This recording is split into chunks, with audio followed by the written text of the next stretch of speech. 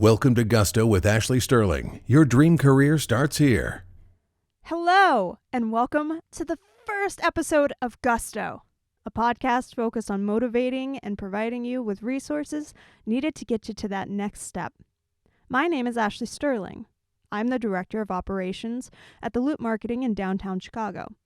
My inspiration for starting this podcast is pretty straightforward. It's really to showcase that there are more than one, if not a million ways to making your dreams come true. Some unconventional, some traditional, some in and out of the box. We're doing some jumping jacks here, folks. This will be a bi-weekly podcast focused on different subjects, from skill enhancement, lessons learned in and out of the workplace, interviews with some amazing people that I've met along the way. Pretty much you name it. If it comes to resources or ways to enhance your methods in getting to the next step, that will be included in this podcast. A little bit of a background. For me, I was born in Albuquerque, New Mexico, and made a few decisions early on to kind of avoid the traditional route. I by choice, made the decision to get my GED, and I went to cosmetology school in Portland, Oregon when I was 18.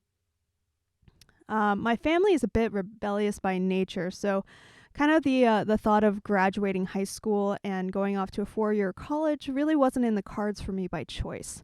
I was really driven to make my own way, seek out my next step, based off of motivation, passion, a vision for my future that I had internally, and was very much fueled by it.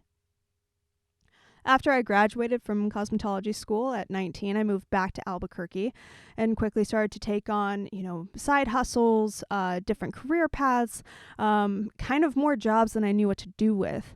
This included teaching horseback riding lessons, pet sitting, working at an emergency animal hospital, of course, cosmetology, rebuilding vintage Volkswagens, and, doing special effects makeup for a few indie projects. And surprisingly, I still had time to hang out with my friends. But I quickly found that Albuquerque didn't offer the types of opportunities I was seeking. What those exact opportunities were, I wasn't quite sure, but I knew I needed a larger city. I needed more people. I needed just a different type of energy. So I decided to move to Austin, Texas in October of 2014. And during my time there, my brother, who was living in New York City, connected me with the company he was working for, Luster, as they were seeking a Austin-based event operator. They design event amplification technology, which is really cool. And it was an amazing job. I got to travel the world. I got to be paid to hang out at Comic-Con. I had the occasional and amazing chance to work directly with my brother in a variety of places. And, it was just it was some of the best experiences of my life so far. And I was in Austin for a little over a year and had a horrible breakup and decided to take a chance on a sales position that opened up internally at Luster. This means if I got the job, I'd have to move to New York City and start my first corporate job and probably live with more roommates than I knew what to do with. So what did I do? Obviously I went for it. Luster, at the time it was called Instaprint, was a kick-ass experience. The entire team was unique in their own way, from engineers to creatives. I met some of the best friends I've ever had working at that company. Some of the most crazy experiences I've ever had in my life working at that company, nonetheless living in New York City. So gradually through the 2 years I was there, I climbed from being a sales representative, morphed into an account executive, and then finally ended up at sales and operations as the sales and operations coordinator. It's actually a role that I created with the CEO to fill a gap within our operations internally. Now, this is where the term gusto actually comes in. It was Michael Lipton at Luster who said, "There is only one word to describe you, gusto." Why? Because I literally pitched why I should be in that role of sales and operations coordinator rather than hiring someone from outside of the company. And you know what I included in my pitch? Well, if you know me, you can probably guess. Pictures of Arnold Schwarzenegger. I literally made a PowerPoint presentation with pictures of Arnold Schwarzenegger. Why? Well, number one, he's a badass. Number two, he's one of my idols. And number three, it took some of the seriousness out of the meeting and just kind of, allowed us to have a genuine conversation. So Lipton, here's to you. My time at Luster came to an end right around 2 years ago when I had the opportunity to move to Chicago. I really wanted to break into the marketing industry. And if you live in New York or have ever been to New York, you know that, entry-level positions anywhere are, when it comes to like a starting price or like a starting salary, you might as well it's just kind of not worth it unless you have means to make ends meet in other ways. So I decided to come to Chicago. I saw opportunities here and decided to just go for it. It also meant that I got to live on my own. And once again, if you've ever lived in New York City, you know the exact type of hell yes I'm talking about when you come home and it's just you.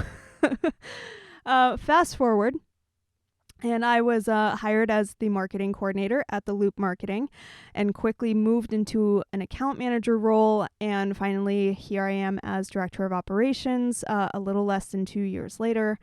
The point of the story, in no way, shape, or form did I settle for traditional methods.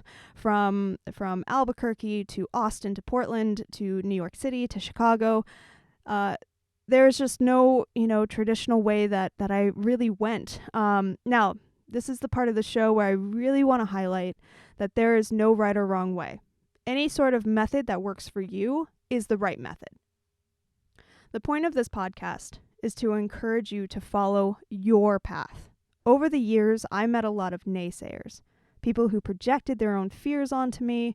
If if I said, quote, I'm moving to New York City in 3 weeks, which, by the way, I have moved to various locations with about 3 weeks notice twice now, and both times across the country. So, don't threaten me with a good time. Or if they said, you can't ask for a promotion now, that's not how it works. Well, quick reminder, my family is rebellious. We seek our own paths, and that can often make people uncomfortable. Do we always make the right choice? No, absolutely not. But do we learn from it? Yes. Or, we try to. Do we grow from it? Yes. Again, we try to.